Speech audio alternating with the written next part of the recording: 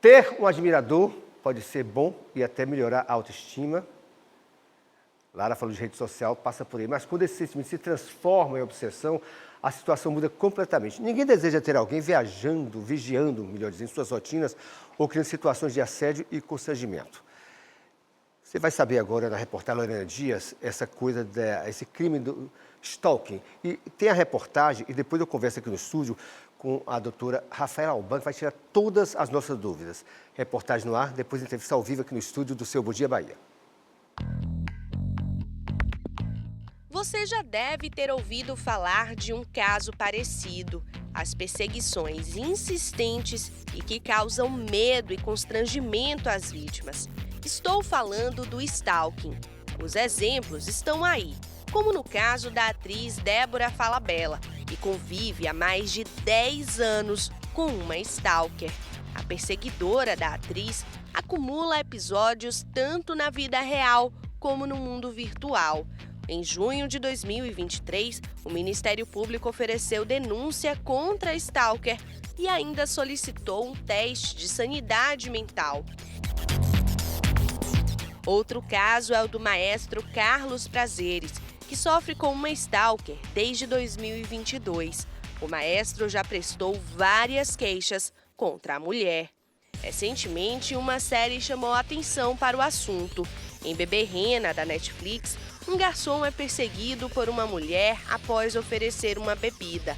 A mulher, então, começa a perseguir o homem, que também é comediante, e ataca as pessoas próximas a ele. Além da perseguição na vida real, ela também segue o homem com milhares de mensagens e e-mails por dia. Na boa, Marta, volta pra sua casa. Eu tenho a sensação de que você vai ser o meu fim. Abre. E para falar mais, tá, sobre esse assunto, esse crime, eu converso agora aqui no estúdio com a advogada criminalista Rafaela Alban, que vai orientar sobre como se proteger de comportamentos invasivos e preocupantes. Doutora Rafaela, tudo bom? Tudo mais bom, uma vez, bom dia. Bom dia. Essa série da Netflix que eu assisti é angustiante. A senhora assistiu também, né? Fato, assisti também.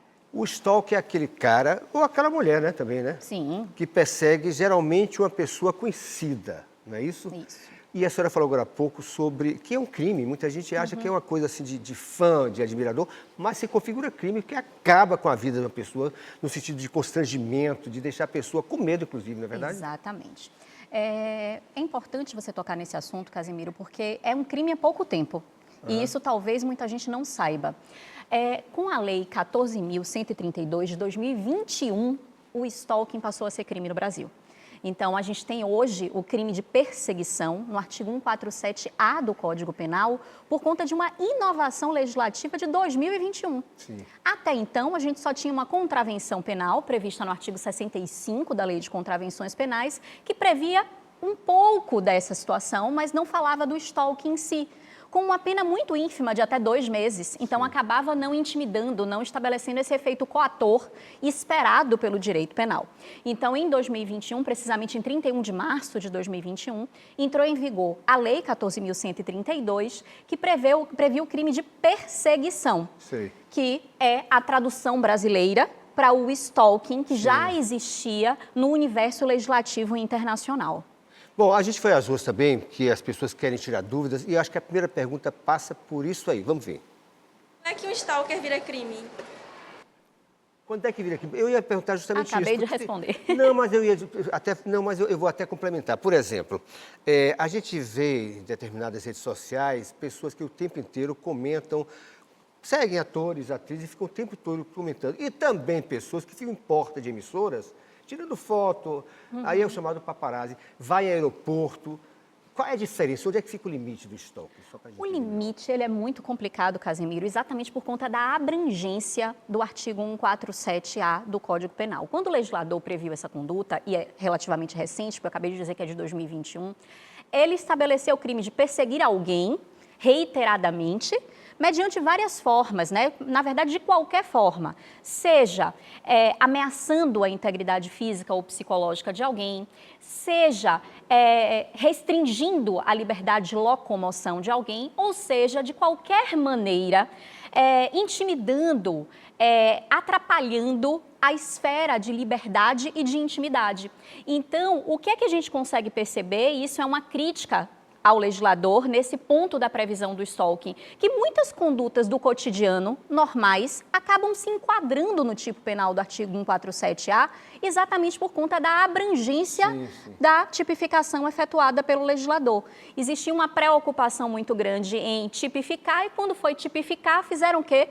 Uma norma guarda-chuva, um direito penal de emergência, que a gente chama, né? Existem vários casos reais, não tem a previsão normativa, vamos criar a norma. Quando criou a norma, foi esse guarda-chuva para abranger várias situações. Esse caso real, essa série aí que ilustrou a repórter Lorena Dias, é um fato real. Esse rapaz, esse aí, ó, ele é ator, mas foi ele que sofreu. Exato. Ele foi vítima. Você não tem ideia, gente, você se não assistiu, estou até fazendo propaganda, porque é uma série muito boa. Isso. Deixa você informado e angustiado.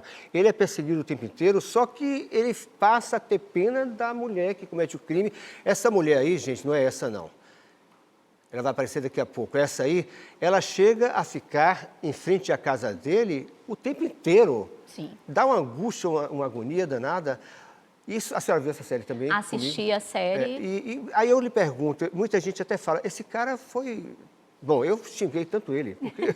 é verdade, porque ele aguentava de uma maneira que eu não aguentaria, ninguém aguentaria, eu acho. É isso. Geralmente, as pessoas que fazem... Eu vou criar um termo agora, a stalkagem, digamos assim, são pessoas que têm um São certo... chamados de stalkers. Stalkers, mas são pessoas doentes também, né? Assim, o que é que acontece? Eu No não caso tenho dela, ela é doente, né?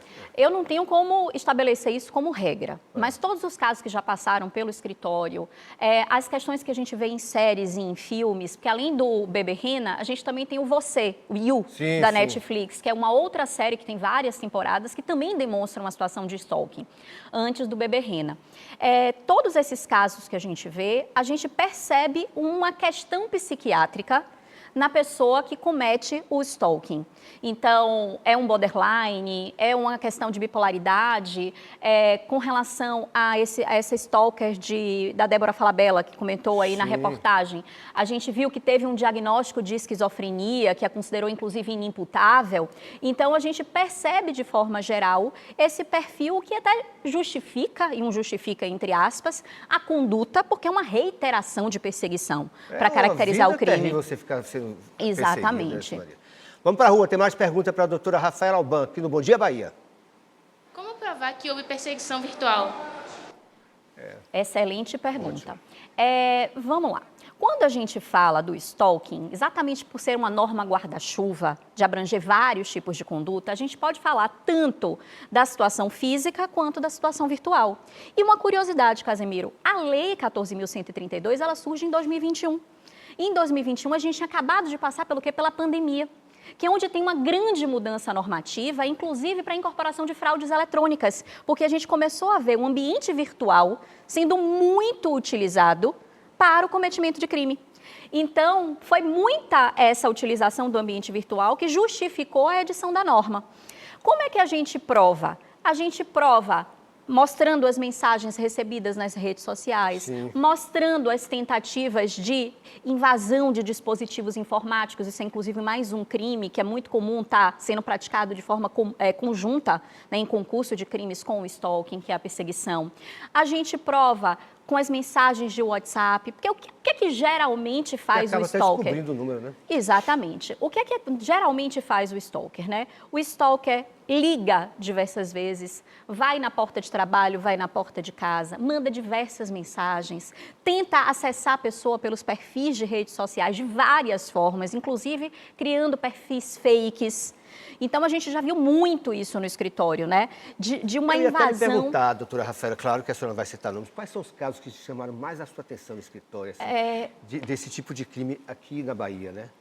Assim, a gente já teve alguns casos de stalking no escritório, mas tem um especificamente que me chama a atenção, porque foram mais de 10 anos de perseguição e a pessoa ligava para outra mais de 100 vezes por dia. Meu Deus do céu. Todos os dias.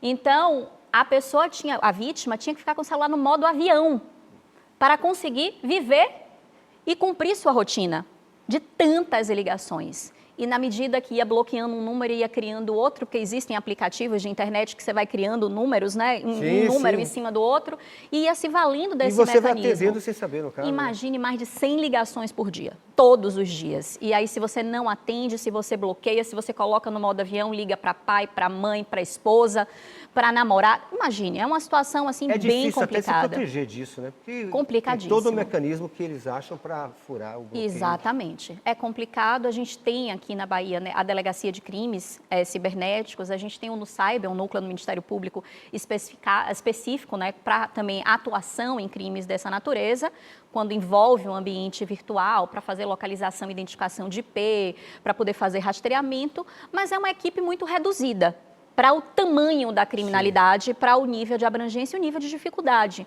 Então, a gente tem uma dificuldade operacional nesse sentido, grande. é o que a gente falou percebe. Que a lei foi criada em 31 de março de 2021. Mas já existia o crime anterior a isso, claro. Já existia, praticado, né? era um crime no universo internacional conhecido e tipificado, tinha na Alemanha, tinha na Espanha, na Itália, nos Estados Unidos, já se falava, mas no Brasil a gente não tinha norma, a não ser a contravenção penal do artigo 65, que tinha essa pena de 2 meses, e era uma contravenção penal, não era um crime, então era uma prisão simples que a pessoa poderia sofrer, acabava não criando esse efeito de intimidação e precisava efetivamente de uma norma que agora é mais rígida. Que agora é mais rígida. Rígida a ponto da gente... eu não posso chamar isso de um crime de maior potencial ofensivo, ou seja, de um crime extremamente grave, porque o artigo 147A, que é o prevê o crime de perseguição, que seria conhecido como stalking, ele tem uma pena de até 2 anos.